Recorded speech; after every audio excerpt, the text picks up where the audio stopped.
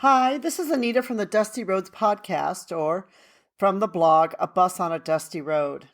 Today I want to talk a little bit about poverty and in particular a bit about homelessness.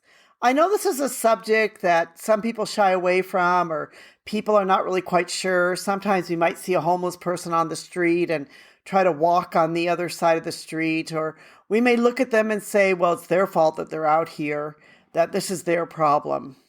But the poverty is not always such an easy answer. It's not one of these one size fits all. It's really something which can be quite difficult in many areas of the world to explain or to understand. Investopedia, I love that word, Investopedia, said that poverty is a state or condition to which a person or community lacks the financial resources and essentials for a minimum standard of living. Poverty means that the income level from employment is so low that the basic human needs can't be met.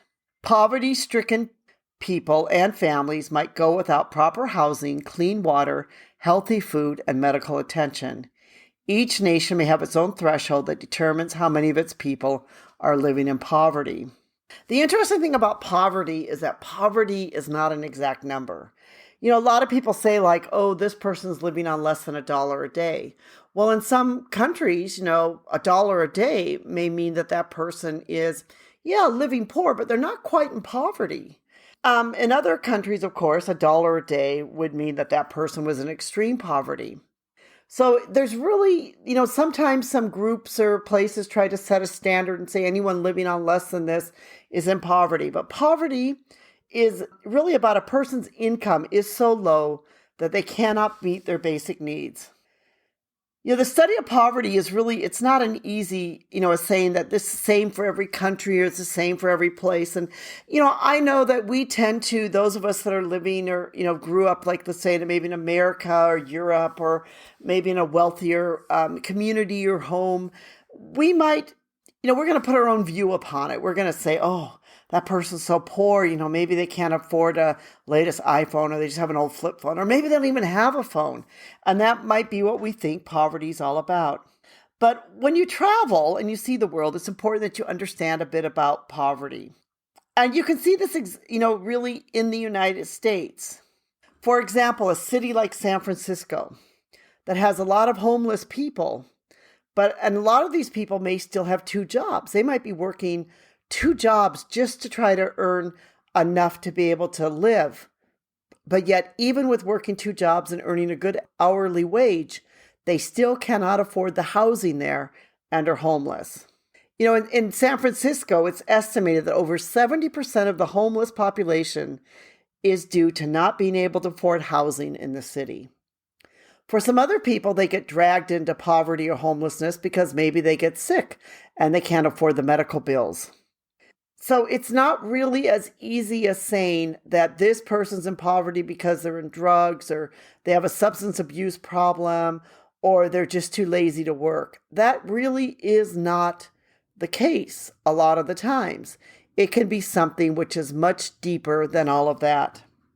Here are the top 10 cities in the United States that are dealing with the homelessness issues. And I found this to be really, really interesting. The first one is New York City, because of course, New York City is the largest city in the United States. And New York City is said to have over 78,000 people that are homeless. And these people either live in a shelter or they live on the streets. That's a huge number because that means almost 1 in every 4 homeless people in the United States are located in either New York or the number 2 area, which is Los Angeles. Los Angeles has about 56,000 people in the city that are homeless. And I recently saw a program on this by John Oliver, and he was talking about how the city would pull the public toilets out at night so the homeless people had no place to go to the toilet. Also, unlike New York, the homeless in Los Angeles are more likely to live out on the street because there's not enough shelters for it. So you sort of have this problem. You have no toilets, you have no shelters, you have homeless people. So of course, if they need to go to the toilet, what are they going to do? You have to go on the street. Where are you going to go? Where else are you going to go? You can't just hide or hold it all night long because you want to wait until they bring back the toilets. No, you're going to have to go somewhere. The third city is Seattle-Tacoma, and they have 11,000 homeless people. They're not as high as New York or Los Angeles, but that is large because it's not like considered one of the three major cities, which is New York, Chicago, Los Angeles, and they're number 3. And also, too, Seattle, I should point out, has a lot of major corporations like Microsoft and others, and yet they have this homeless problem. Number 4 is San Jose or Santa Clara City and County.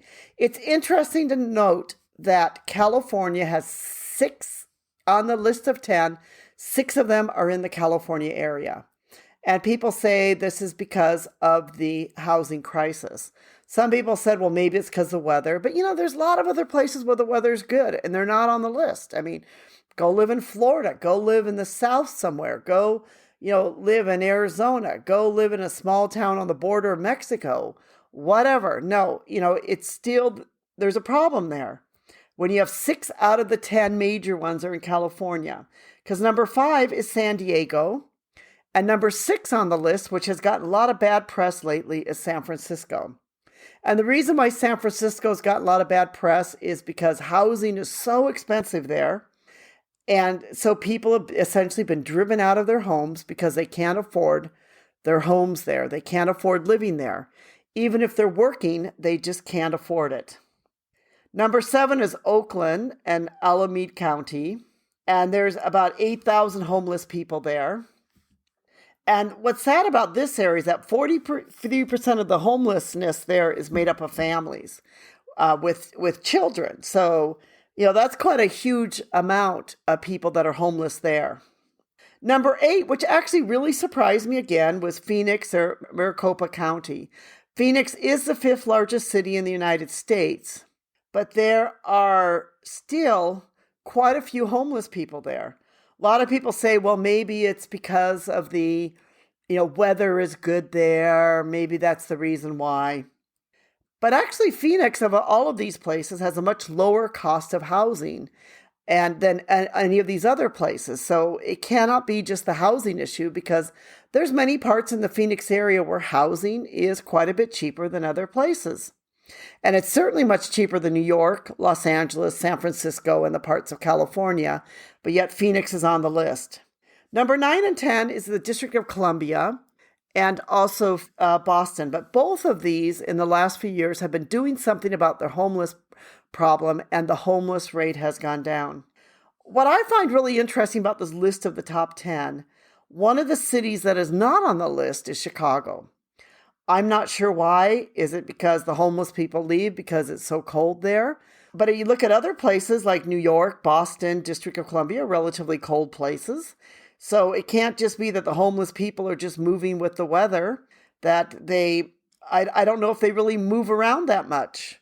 That would be kind of something interesting to study or to learn about, to find out how much they actually move around. But Chicago also has, a relatively expensive housing market, but yet it's not on the list. I don't understand why a country that's as wealthy as America doesn't really do something about these homeless problems, or why some corporations that are in some of these major cities like San Francisco and Seattle and other places that also have so much money, companies like Amazon, Microsoft, Twitter, billion-dollar companies, why aren't they spending a bit of money and saying, like, what can we do to help the homeless? Can we give these people some dignity? Could we build them even like a tiny house, or can we give them a tiny apartment, or do something to try to help this issue? I don't know why they are not trying to do something, especially when it's in their own backyard.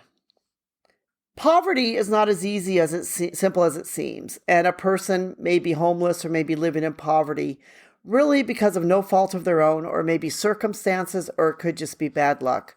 Sure, there are those who deal with mental illness, those who deal with substance abuse, those who deal with other issues, but there's also many people that are out there on the streets that are homeless that would simply like to be able to afford a home and have work and be able to have a decent life.